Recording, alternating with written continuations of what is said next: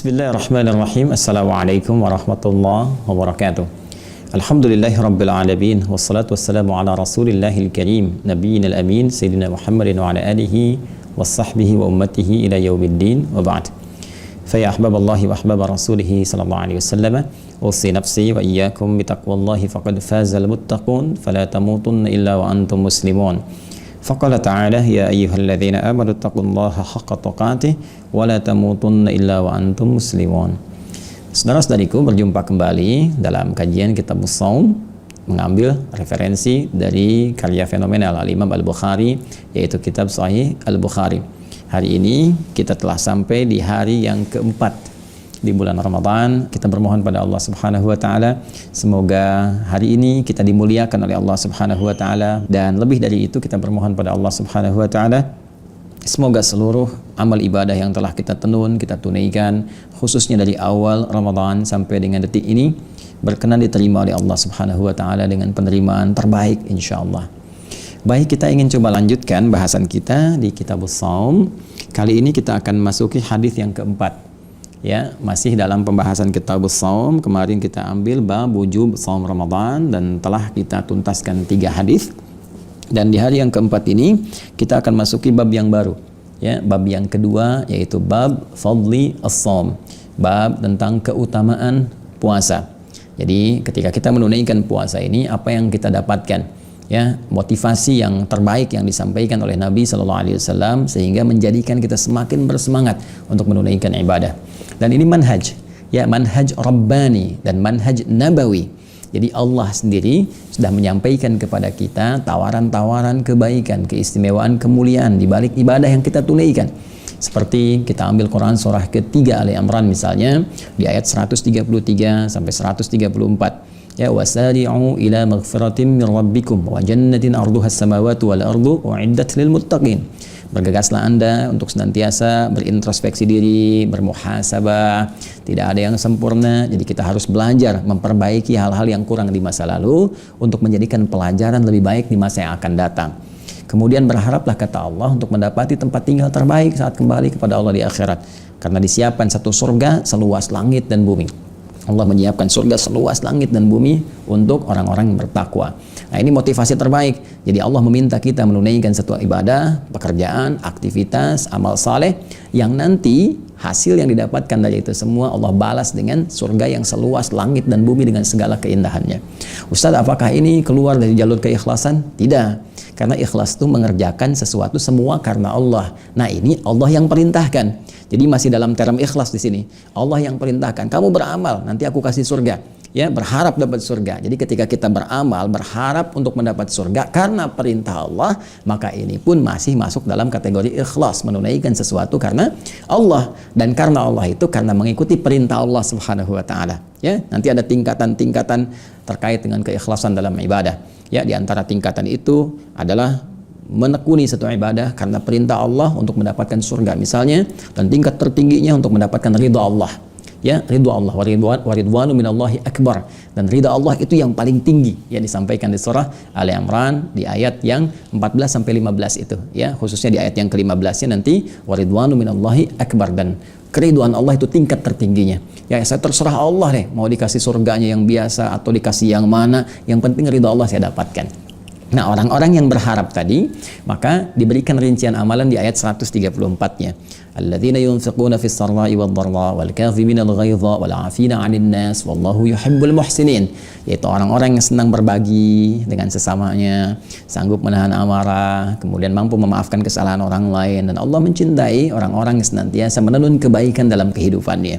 Nah, jadi kalau kita banyak berbuat baik dalam kehidupan, dikerjakan karena Allah, kemudian kita bisa mencoba untuk saling memaafkan, ya, karena Allah, menahan amarah pada yang tidak produktif, kemudian saling berbagi dalam kehidupan. Ini kan hubungan sosial kehidupan, sisi humanisme, ya, yang kita tata dengan interaksi sesama kita. Nah, itu balasannya besar di sisi Allah dan dimasukkan dalam kategori orang takwa.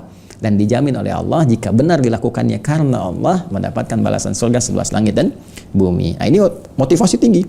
Jadi kalau kita hadirkan, wah saya mau berbagi ini, mau infak sekecil apapun karena Allah, dan Allah akan balas dengan surga yang melimpah. Motivasinya besar. Nah, itulah yang dibawa kemudian manhajnya diterapkan juga oleh Nabi Shallallahu Alaihi Wasallam, menginfokan kepada kita. Mudah bagi Nabi untuk memerintahkan saja. Tapi ketika diinfokan, ini loh, ada sesuatu yang besar yang bisa kamu dapatkan. Motivasinya beda kan pada diri kita? Ya, lain semangatnya. Dan ini kita kerjakan karena Allah untuk mengikuti petunjuk Rasulullah. Jelas ya?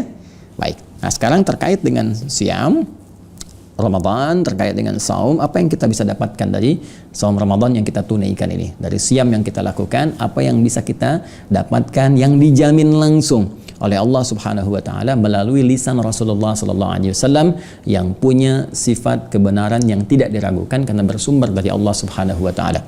Wa ma yantiqu 'anil hawa in huwa illa wahyu yuha. Baik, sekarang kita masuki bab yang kedua untuk menjawab pertanyaan tadi. Bismillahirrahmanirrahim. Bab fadlis saumi. Ya, bab yang menerangkan tentang keutamaan puasa. Baik, ini bisa sebetulnya kita babun ya fadlus saumi. Tapi di sini Al-Imam Al-Bukhari mengidofatkan bab kemudian ke kata fadlun. Jadinya mudhaf ilaih ya, babu fadli. Nah, ini kalau menggunakan rumus mudhaf ilaih diidofatkan, disambungkan, disandingkan katanya sehingga seakan menjadi menyatu, ini menunjukkan pentingnya sesuatu yang tidak terpisahkan. Seakan beliau ingin mengatakan, hei, bab kedua ini juga penting, nggak bisa dipisahkan dari bab yang pertama, ya kan? Pembahasan ini cukup menarik, pembahasan ini istimewa. Jadi jangan Anda pisahkan mencari keutamaannya saja karena babnya pun penting untuk dibahas. Nah, kalau kita terjemahkan bab fadli saumi, bab yang penting untuk diketahui tentang keutamaan puasa. Hadza babu fadli saumi. Demikian kalimat lengkapnya, takdir di Arabnya. Baik, hadisnya urutan nomor 1894. Ini mengurutkan dari hadis yang pertama dari kitab Badul Wahyi sampai dengan kitab As-Shaum, kitab ke-30, hadis yang keempat di urutan kitab As-Shaum, dan hadis nomor 1894 di urutan seluruh turunan kitab Sahih. Bismillahirrahmanirrahim. Kita bacakan hadisnya. Haddatsana Abdullah bin Maslamah an Malik an Abi Zanad an Abi Zinad an Al-A'raj an Abi Hurairah radhiyallahu taala anhu. Nah, ini sanad terakhirnya yang terhubung ke Rasulullah sallallahu alaihi wasallam, yaitu sahabat Abu Hurairah. Nah, ini julukan ya. Kunyah namanya. Nama aslinya pernah saya sampaikan, Abdurrahman. Ya, Abdurrahman bin Sakhar. Sebetulnya sebelum masuk Islam itu Abdus Syams namanya karena sempat Majusi. Kemudian tidak puas pencarian. Nah, itu kalau ilmuwan dengan orang pintar itu kan senantiasa mencari, melihat ya hal-hal yang logik, yang tidak, yang menyambungkan kita pada fitrah itu dicari. Seperti contoh Nabi Ibrahim dalam Al-Quran di surah Al-An'am juga dikabarkan kepada kita bagaimana pencarian dalam kehidupan kita untuk kembali kepada Allah. Hakikatnya begitu. Ya, maka beliau dari yang tadinya Majusi, kemudian mencari, sempat masuk Kristen, tidak puas juga, kemudian mendengar informasi ada Nabi di Al-Madinah Al-Munawwarah, datang ke sana di hampir penghujung kehidupan Nabi ya. Riwayat menyebutkan tahun ke-7 Hijrah. Tahun ke-7 Hijrah berarti 3 tahun sebelum Nabi SAW itu wafat. Maka ketika sampai berjumpa dengan Rasulullah, melihat bagaimana akhlak beliau, tuturnya yang sangat indah, konsistensi dalam kehidupannya, Masya Allah, langsung memutuskan untuk bersyahadat dan masuk Islam. Dan demikian ajaran Islam yang indah itu ya. Berdakwah lewat akhlak itu Masya Allah sangat positif, sangat cepat, dan lebih dibandingkan dengan tuturan kata-kata saja. Karena itu saya selalu penting menanamkan kepada diri pribadi dan kita semua, akhlak itu diutamakan. Apapun profesi kita, ya Anda di birokrasi, di diplomasi, misalnya di perusahaan, jadi guru, jadi macam-macam, tunjukkan akhlak mulia sebagai orang muslim. Orang Islam gak korupsi, orang Islam gak menipu, orang Islam disiplin, orang Islam baik gitu kan, orang Islam sabar, orang Islam tawadhu dan sebagainya. Begitu itu tumbuh dalam kehidupan kita, itu sangat mudah orang mengenal keislaman. Jadi pancarkan cahaya Islam itu dalam perilaku kita. Tidak sekedar tertuliskan di buku-buku, tidak sekedar terfirmankan di mushaf, gitu kan? Atau terbacakan di hadis-hadis, tapi pancarkan lewat perilaku kita. Maka mudah orang mendapatkan hidayah dari Allah Subhanahu wa taala dengan jalan-jalan tadi, dengan izin Allah Subhanahu wa taala, dan cahaya Islam dirasakan dalam kehidupan. Baik, termasuk sahabat mulia ini ketika masuk Islam diganti namanya menjadi Abdurrahman. Bapaknya Sakhar disebut Abdurrahman bin Sakhar.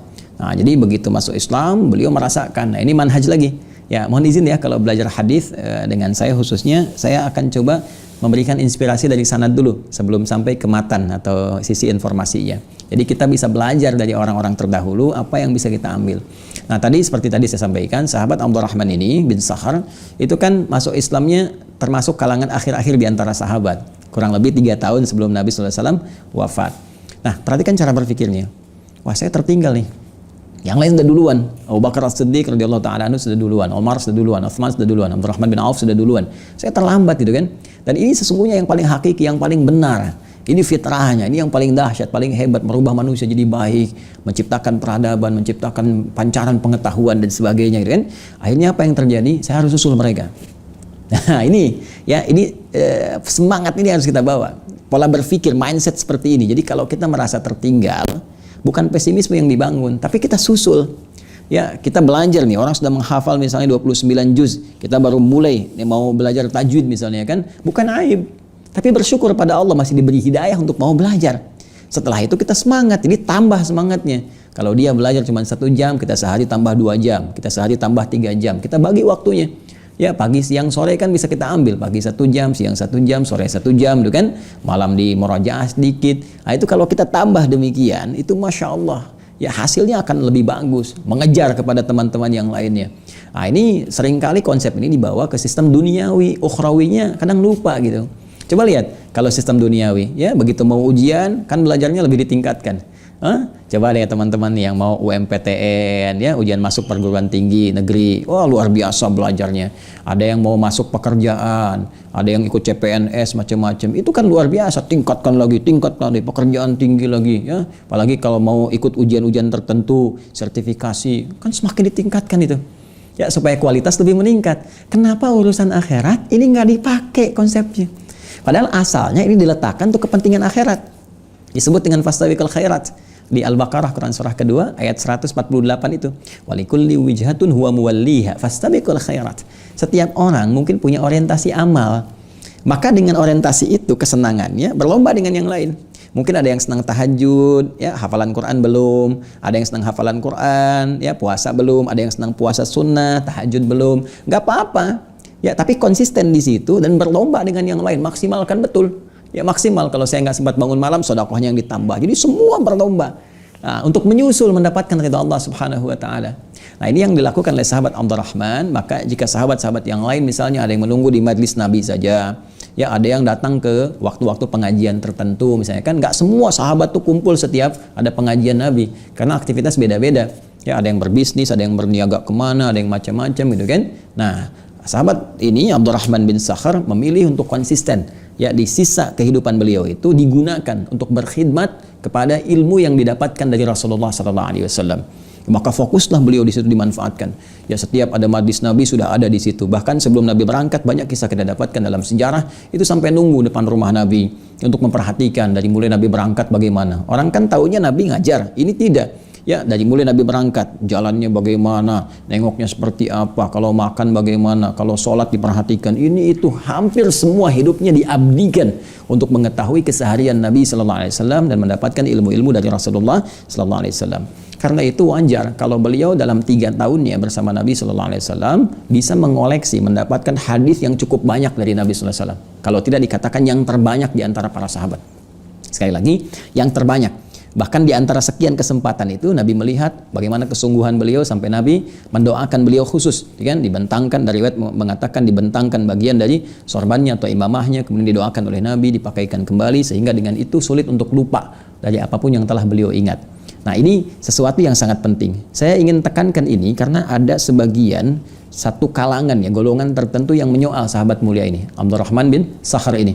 Ya, kok bisa 3 tahun dengan Nabi mengalahkan hadisnya Sayyidah Aisyah, mengalahkan hadisnya Ali bin Abi Thalib yang menantunya Rasulullah SAW, dibanding-bandingkan gitu kan.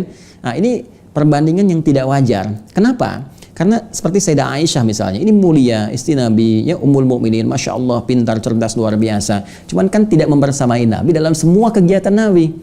Kalau sedang di rumah Sayyidah Aisyah, Nabi banyak didapatkan informasinya. Ya, makanya hadis-hadis yang terkait dengan kehidupan rumah tangga, sholat malamnya Nabi, macam-macamnya dan sebagainya, yang dikoleksi Sayyidah Aisyah itu umumnya saat bersama Nabi.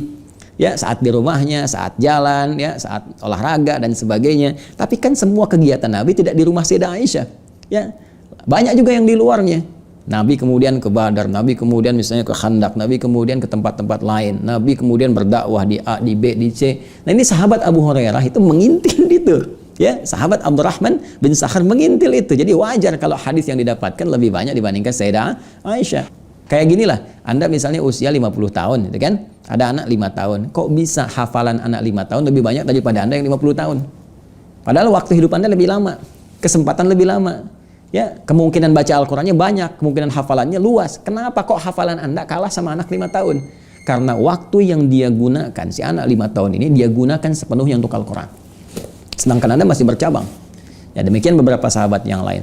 Nah, ini keteladanan pertama. Yang kedua, sahabat Abdurrahman ini, ya bin Sakhar, itu kalau mendapatkan sesuatu dari Nabi, berusaha mengamalkan sepenuh yang bisa dilakukan. Wah, ini dahsyat nih. Ya, jadi persis itulah, dapat satu hadis, coba diamalkan. Itu manhaj. Ya, jalan hidup, jalan terang yang bisa kita ikuti. Makanya kalau dapat satu ayat, satu hadis, mencoba untuk kita amalkan. Dan ini sudah umum, jamaah di kalangan para sahabat. Ya, nah, ini keutamaan spesifik beliau, dapat satu hadis, amalkan. Sehingga ketika Nabi memberikan isyarat tentang bersikap mulia pada lingkungan sekitar, bukan hanya manusia, dengan hewan, kan dengan tumbuhan dan sebagainya, langsung dipraktekkan. Ya, ada riwayat menyebutkan sepulang dari satu hal, ya, satu kejadian, ada yang menyebutkan referensi dari majlis Nabi, ada yang menyebutkan dari yang lain. Singkatnya, menemukan seekor anak kucing kecil liar. Ya, liar. Jadi kucing itu kalau kucing rumahan, nah itu disebutnya dengan kitton, ya, umum itu kitton. Jadi sekarang ada Hello Kitty, ya, kucing rumahan. Bisa jadi bantal, jadi sarung, jadi macam-macam. Kalau kucing liar itu disebut hurratun, haknya besar, hurrah. Ya, anak kucing liar itu Hurairah. Nah, jadi menemukan anak kucing kecil liar, ya, kehilangan induk, mengeong-ngeong, dipraktekkan kasih sayang itu, diambil kemudian dirawat oleh beliau, malam-malam dingin diselimuti, lapar disuapi dan sebagainya. Sehingga ada kisah menyebutkan ketika jalan kemanapun dibawa, masukkan ke jubahnya. Pernah berpapasan dengan Rasulullah SAW. Ketika berpapasan, anak kucing liar itu, anak kucingnya keluar, ya, mengeong. Maka Nabi melihat, mengatakan, anta Abu Hurairah. Anta Abu Hurairah, kamu bapaknya anak kucing kecil liar. Jadi kalau ada yang sayang kepada anak kucing seperti bapak sayang pada anaknya, kamu. Ya. Nah, itu satu hal kunyah yang indah, yang bagus, menunjukkan rasa sayang yang tinggi. Ini yang bisa kita ambil, bukan cuma hafalan, setelah itu dikenal menjadi Abu Hurairah, gitu kan? Nah, terus Anda bikin Ummu Hurairah atau Ammu Hurairah, tidak. Lebih dari itu adalah nilainya kasih sayang. Nggak apa-apa, Ummu Hurairah belum ada sampai sekarang, ya. Ammu Hurairah, pamannya anak kucing kecil, juga belum ada. Kalau mau diambil silahkan, tapi praktekkan nilai kasih sayangnya. Nah, di antara sekian interaksi beliau yang mengumpulkan banyak hadis, konon ada yang menyebutkan sampai 7.000 hadis, adalah hadis yang dikutip oleh Imam Al-Bukhari dalam kitabnya ini, yang kita akan bacakan riwayatnya. Baik, an Abi Hurairah radhiyallahu taala anhu, hadisnya riwayat Abu Hurairah, tadi Abdurrahman bin Sakhar, semoga Allah memberikan ridhonya kepada beliau. Anna Rasulullah sallallahu alaihi wasallam qaal, beliau menyampaikan bahwa Rasulullah sallallahu alaihi wasallam pernah, ya, bersabda, as-siyamu junnatun fala yarfuth wala yajhal wa in imru'un qatalahu aw syatamahu falyaqul inni sha'imun marrataini walladhi nafsi biyadihi la khulufu famis shaimi atyabu 'inda Allah ta'ala min rihil miski yatruku ta'amahu wa syarabahu wa syahwatahu min ajli as-siyamu li wa ana ajzi bihi wal hasanatu bi asyri amthaliha. Diriwayatkan juga di hadis Muslim nomor 1151. Baik, kita bacakan dulu, setelah itu kita gali, dari situ kita dapatkan beberapa turunan-turunan. As-siyamu junnatun, puasa yang benar ditunaikan itu akan melahirkan perisai yang tidak tampak. Fala yarfuth, maka untuk mendapatkan puasa yang benar itu hindari, jangan sampai berkata yang kotor. Wala yajhal, jangan berbuat yang bodoh, yang tidak pantas. Wa in imru'un qatalahu, jika ada seseorang memprovokasi untuk berselisih, au syatamahu, atau mencelanya, falyaqul, maka katakanlah, inni shaimun marrataini, aku sedang puasa, setidaknya 2 kali dia katakan. Walladzi nafsi biyadi, demi Allah yang jiwaku digenggamnya, yang jiwaku dalam genggamannya. La khulufu famis shaimi, sungguh bau mulut, ya, orang yang puasa itu atyabu indallahi ta'ala, itu sangat luar biasa baiknya, ya, sangat luar biasa harumnya. Atyabu, sangat harum, ya, indallahi ta'ala, di sisi Allah subhanahu wa ta'ala, min rihil miski, dari minyak kesturi, ya, dari harumnya kesturi. Yatruku ta'amahu, karena dia telah meninggalkan makanannya, wa syarabahu, dan minumannya, wa syahwatahu, dan syahwatnya, min ajli, karena Allah subhanahu wa ta'ala. As-siyamu li, puasa itu bila benar ditunaikan hanya untukku saja, wa ana ajzi bihi, dan aku yang khusus memberikan pahalanya. Wal hasanatu, dan satu kebaikan bernilai pahala itu bi asyri amthaliha, akan dibalas 10 kali lipat. Baik, mari kita lihat satu persatu, kalimat per kalimat, teman-teman sekalian, bagaimana puasa itu melahirkan keutamaan. Kalau Rasulullah SAW bersabda, perhatikan baik-baik, as-siyamu junnatun, puasa yang benar itu ditunaikannya akan melahirkan perisai. Nah, perhatikan baik-baik. Imam Al-Bukhari memberikan judulnya kan bab fadlis saum, ya kan? Bab keutamaan saum kan? Baik, ini saya katakan mencakup umum. Pernah ingat ya di awal saya sampaikan umum maknanya. Baik puasa yang teratur secara syariat ataupun yang pernah saya sampaikan di pertemuan lalu, ya puasa-puasa yang menahan walau tidak seluruhnya ditahan. Ya, misalnya makan yang pokok tapi masih makan yang ringan atau yang lain-lainnya, atau menahan untuk tidak bicara seperti dilakukan oleh Sayyidah Maryam alaihissalam dan sebagainya. Nah, karena ini mencakup umum, yang spesifik disebutkan Nabi diturunkan lagi. Apa turunannya? As-siyam. Disebutkan 9 kali dalam Al-Quran. Kalau sudah disebutkan kata as-siyam berarti spesifik. Ya, puasa yang punya hukum, punya aturan, punya ketentuan tertentu. Dimulai dari terbit fajar sampai terbenam matahari dengan syarat dan ketentuan tertentu. Nah, jadi kalau ingin mendapatkan keutamaan dari puasa Ramadan khususnya, maka Nabi memberikan rumus yang pertama, as-siyam. Puasanya harus ikut aturan. Ya, puasanya harus ikut aturan. Jadi kalau ingin mendapatkan keistimewaan dari puasa Ramadan kita, ikuti aturannya. Ya, ikuti aturannya. Ya, apa Nabi yang perintahkan kepada kita? Apa yang diberikan ketentuannya kepada kita? Ketika melanggar ketentuan itu, maka jangan harap mendapatkan keistimewaan yang dimaksudkan. Karena Nabi pun nanti di lain kesempatan mengatakan, "Rubba sha'ibin laisa lahu min siyamihi illal ju' wal 'atash." Ya, tidak sedikit ada sementara orang puasa nggak mendapatkan apapun dari keutamaan puasa kecuali lapar dan haus saja. Ya, dia cuma nahan lapar, nahan haus, nggak dapat apa-apa. Nah, apa di antara penyebabnya? Dia puasanya tidak mengikuti aturan. Junnatun yang pertama didapatkan, teman-teman sekalian, dari puasa yang benar itu adalah junnah. Saya pernah sampaikan, ya ada junnah, ada jinnah, ada jannah. Semua kata ini terambil dari akar yang sama, yaitu jim dan nun asalnya. Semua kata yang terambil dari kata jim dan nun, teman-teman sekalian, itu artinya sesuatu yang tersembunyi. Ya, sesuatu yang tidak nampak dalam pandangan kita. Jin misalnya disebut dengan jin karena tak nampak dalam pandangan kita, dia tersembunyi. Ya, lawannya ins, sesuatu yang nampak. Jadi kalau di Al-Quran dipasangkan jin dengan ins ini kurang lebih sebanyak 18 kali. Ya, ma'syaral jinni wal ins, wa ma khalaqtul jinna wal ins. Kenapa jin disebut dengan jin? Karena fitrahnya tersembunyi. Karena itu sering saya katakan kalau ada jin melakukan penampakan, itu jin itu sedang punya masalah. Ya kan? Dan yang lebih punya masalah adalah orang-orang yang cari penampakan jin.